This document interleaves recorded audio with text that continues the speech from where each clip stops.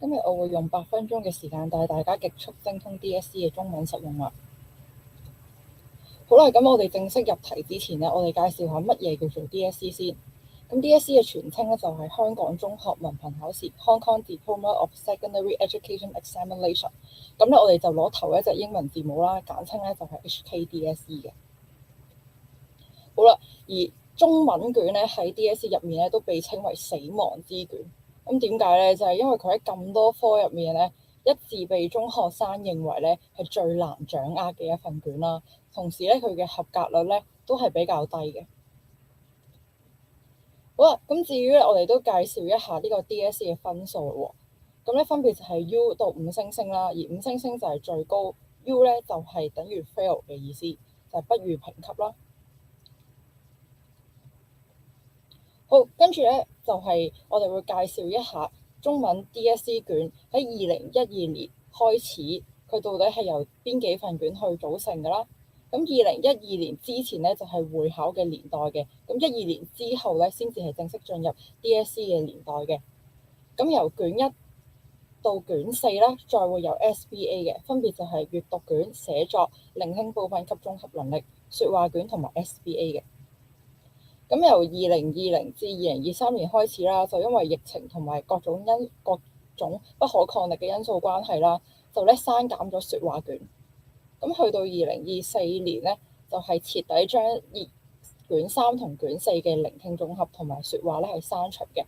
不過就會加咗實用文喺卷2度。好啦，我哋會見到咧，依家成個比重咧就係卷1同卷2分別係佔40%同埋45%。而甲部實用文咧係佔30% 嘅喺卷2入面，佔全科嘅總分咧係高達13.5%。好啦，咁依家我哋入正題咯，就係講到底要點樣會攞到高分呢？首先咧就係時間嘅掌控上面啦，我哋咧應該要預留更加多嘅時間去寫命題作文，意味住我哋要喺40分鐘內完成實用文。咁實用文咧有邊幾種格式咧？分別就有6種嘅，係書信、評論、建議書、演講詞、報告以及專題文章。然之後我哋會集中講評分準則。眾所周知啦，香港嘅 DSE 卷啦就係會由0至10分俾上中下品嘅。咁咧，因為係10分滿分啦，而我哋嘅內容嘅滿分係30分。因此咧，我哋評完上中下品之後，我哋會將分數乘3。另外就係行文語氣同行文組織咧，都各佔10分，一共咧就佔50分。咁呢度就有一個推測啦，叫做乜嘢嘅分數對照啲乜嘢嘅等級。咁咧，各位同學至少要攞到30分咧，先至叫做穩陣嘅。咁好啦，依家真係入正題啦，就係講一講做卷嘅流程同要訣啦。第一步咧就係要細心閱讀題目。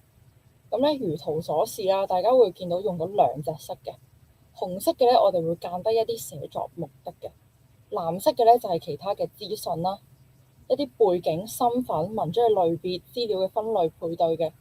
呢一度咧都俾一個小貼士大家啦，就推薦咧大家用一個雙色筆啦，就唔好浪費時間去轉筆轉顏色啦。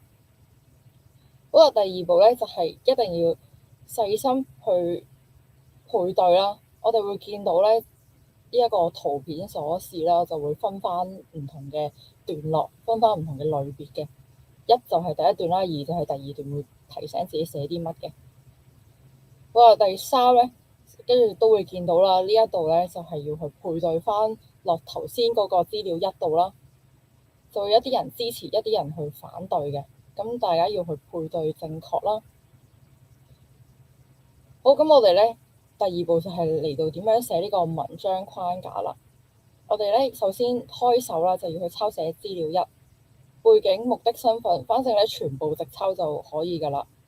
跟住主論1同主論2基本上咧都係去寫相同嘅嘢嘅啫，就係首先然後去抄個活動嘅名稱內容，然後去回應翻，然後做引例拓展嘅步驟，最後咧帶翻去個目的度。好，咁我哋依家咧會示範一次嘅，大家見到啦，跟翻上一版嘅顏色啦，我哋會去間低翻，到底寫咗啲乜嘢咧？黃色嘅部分咧主要都係去抄寫嘅同回應啦。跟住咧，綠色嘅部分咧，同埋用藍色原子筆間低嘅部分咧，都係一啲呈現嘅，即係個資料入邊冇，但我哋依照資料嘅內容去延伸嘅部分嚟嘅。跟住啦，就係2:2啦，紅色間低嘅部分用原子筆。咁呢一篇咧已經係五級嘅示例嚟嘅，可以改善嘅話咧，就係要呈現多少少嘅實例啦，會更加好。咁我哋依家就去睇下呢個錯誤嘅示例。好啦，我哋會見到咧，佢主要咧抄寫嘅嘢咧都有嘅，但係未必抄得足啦，回應嘅部分未足夠啦，呈現唔夠具體，亦都冇一個推論過程。